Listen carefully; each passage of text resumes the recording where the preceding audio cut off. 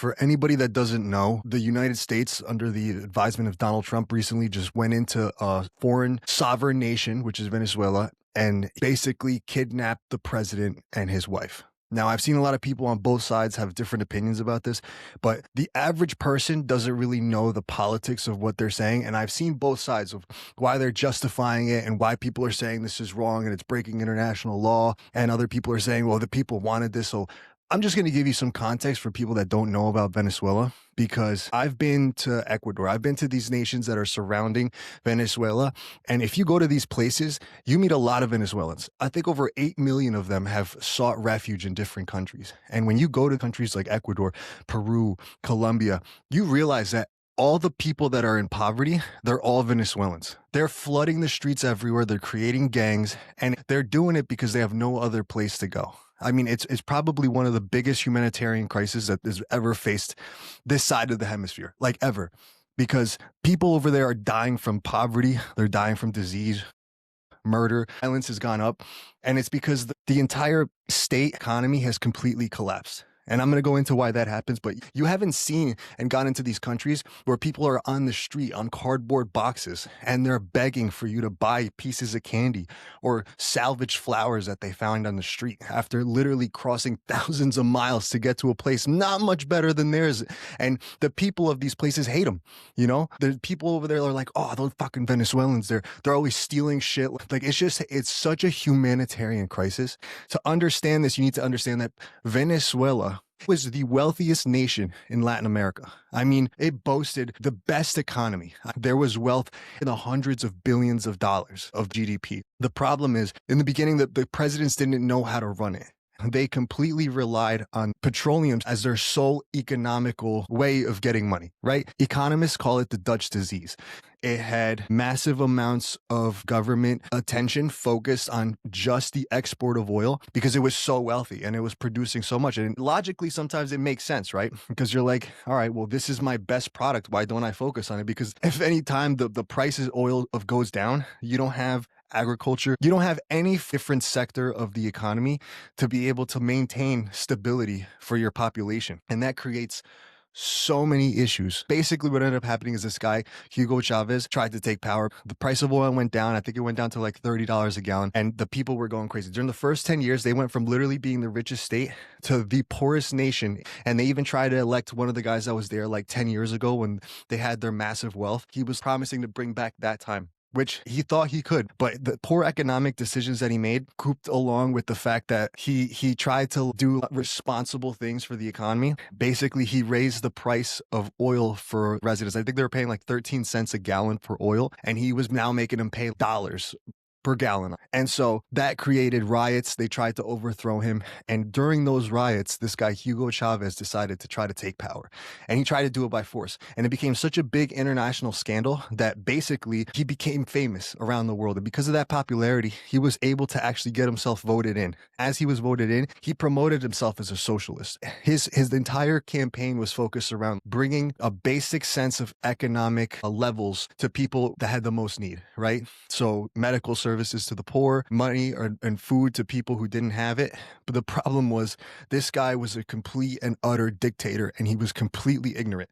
He went around dressed in suits that were like made out of the Venezuelan flag, dancing with people, and he was spending the money that they had, making horrific economical decisions, ignoring his chief economist. And he was basically taking that money and doing these government programs, but mostly for show. And there was a huge headline somewhere where like he tried to build all these infrastructure and housing, but because his next election term was coming up, he had the people not even build like a third wall just so these buildings could come up. And the people were like, oh my God, like he did it. And it worked. But then when they actually inspected the work that he was doing, they realized that every single one of his government programs that he has sanctioned, they all didn't have the availability to even have any longevity. Like they were just hollow. So these things got crippled. The economy got completely decimated. And once that happened, he just was like, fuck it. I'm going to take over. I know what's best for the country. The price of oil went down. Like, fuck it. I'm going to print money.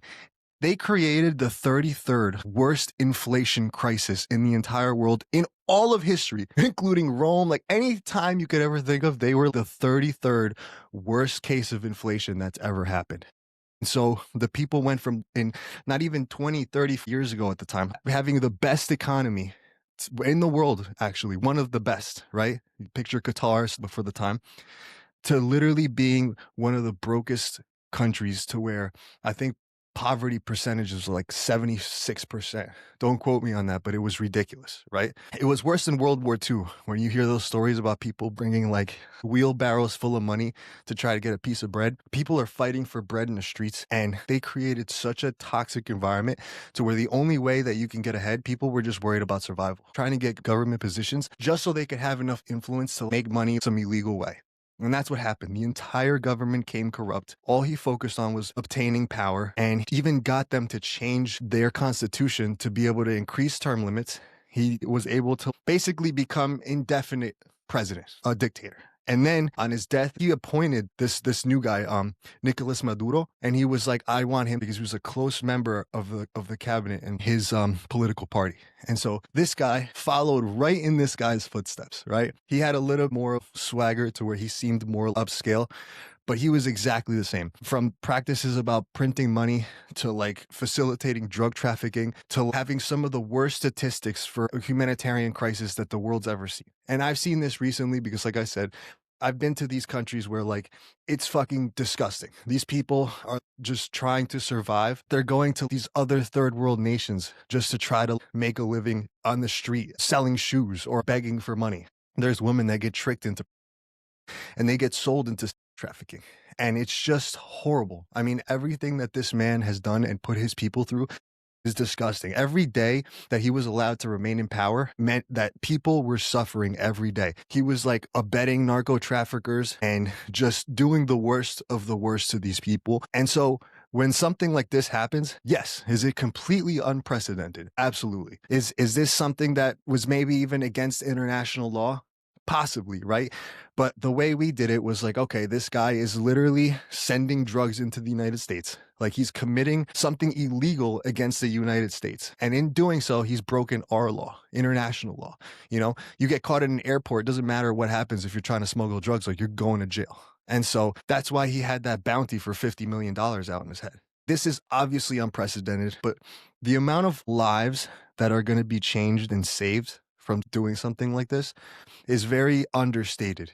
And another thing that's very important is people just go, what are we, the police of the world? Like, yeah, we absolutely are. The current sitting president of the United States is not only responsible for our economy, but he's responsible for the safety of this nation, okay? And you can't ignore something like Venezuela getting close to Iran, Putin, North Korea, and China. Those were the only people that were buying petroleum from them. Once their embargo came out, we were like, okay, well, we're not going to buy your oil. We were trying to force him out of power because he tried to make a spectacle like, oh my God, I'm going to make a legal election and blah, blah, blah. But it was all ran by the government, and the entire international community condemned it, except guess who? China, Russia, like all those nations, they supported this, even though he basically rigged an entire, none of the people wanted them there. And what's crazy is that even right now, they're like, oh, well, we want to know what the people are saying. It's like the people by law can't even support this, because you could go to jail for like 30 years if you support anything that has to do with military intervention. Like, you will go to jail. So even if somebody goes out and they're like protesting this or even celebrating this, like, you're terrified that whoever's going to be in power next is going to lock you up. Like, your entire life could be destroyed. And the government is currently, it's on the news. They're basically telling everybody, hey, you know what? Look, we're going to create protests that's going to support our current president. We want proof of life. Like, their entire administration's corrupt, and they're just trying to keep power. And I see a lot of people coming at Trump, and they're like, it's one thing to take the president or whatever, but now you're trying to run an entire country. How else are you going to do this? Because if you do what they did in Iran and you just leave, like in all these Middle Eastern countries, like where you go in, take a dictator out of power, and yeah, it might have not been for the right reasons. I'm not saying that the government doesn't lie. The United States government, the Tuskegee experiments, there's so many things that you could point to the American government where they've lied, but this is one of those cases where you're saving so many people, and how else are you going to do it? And who else has the audacity to go before the international community and talk about what's never been talked about? We're in charge of being the world's global superpower. And in doing so, we fight off people like China from becoming that. Can you imagine if China, with their communist dictatorship, just ran the economy? I mean, the amount of like human injustice that happens in that country, they want to take over. They want to do that to the rest of the country, and they're trying to. They have the population, they have the means, they have the resources. They're trying to do this right now. If we don't lock down at least our own safety for our own hemisphere, who's going to?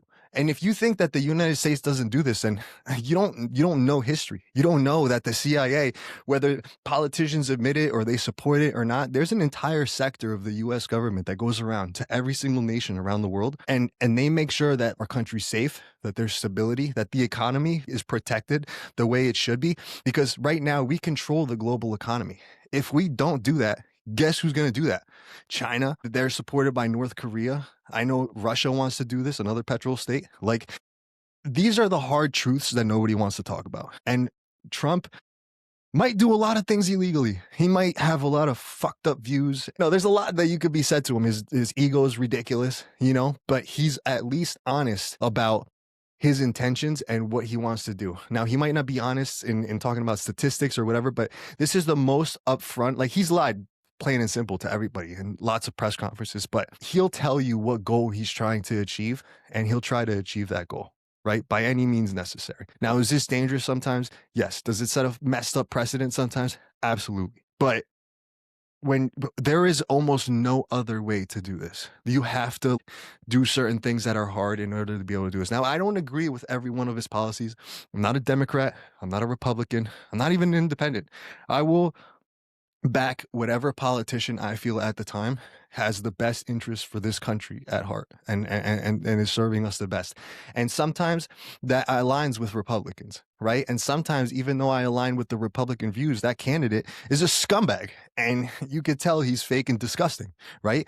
And so, I've backed Democratic leaders. I've voted for Tulsi Gabbard in the primaries, and I voted for Republicans, Ron Paul. Like, there's different people. It doesn't matter what your view is, but when you have an issue like this that's so politicized and so divided, people that hate Trump are literally trying to use anything he does to condemn him and to make it seem like this is the worst decision, instead of just looking at the decisions themselves without Trump, without any issue, and just putting pressure on those specific issues from the American people as to what is right and what is wrong. Nobody studies situations like this. Nobody does the research as to why these things happen. They hear talking heads on CNN or podcasts or wherever, right? Even here, like, you need to go and do your own research before you just start spewing out facts. Like, I could see this administration, like, who are they going to have run that? Like, the people standing behind Trump? Like, what's going on? And it's both sides, right? People are going to blindly support this because Trump could do no wrong. Like, he's the best president we've ever had, and I would vote for him 1,000 terms. Dude, either side of the political spectrum that you're at, you need to be responsible enough as a citizen to not go blindly into this out of emotion, or because your religion's being supported, or, that your sex is being supported. Like, whatever it is that's being supported, you can't blindly follow a politician just because they're promoting your values. You need to promote those values individually. And that's why I wanted to come on here and kind of explain a little bit of background as to what's going on with the Venezuelan people, the community. I'm sure if you talk to any Venezuelan right now that lives in the United States, they're celebrating. I mean, this is actually a chance for their country to go back to being prosperous. It's for them to actually make money off petroleum and not have this disgusting, corrupt government that's socialist and dictatorship based. It's basically becoming communism. It's disgusting. And so I think this is absolutely incredible that this happened. I think we need to be very careful about how we move forward. And I think a lot of scrutiny, fairly so, needs to be placed on this administration and the president. But I think it's also very admirable that something was done about this. Now, whether it was done because of oil or because of the safety of the country, or you know what? Sometimes, and I know this is crazy, sometimes it's both, right? Sometimes it's a little bit of everything. And so The next time you're sitting at dinner and you're talking about this and you're figuring out like, oh my God, like, why did they do this? And you're listening to your uncle say some nonsense spewed that he listened to on Fox News or on CNN, just based off of emotion and without any facts or context about the region or the political past behind it. Just do your own research. All right. So just wanted to put that out there.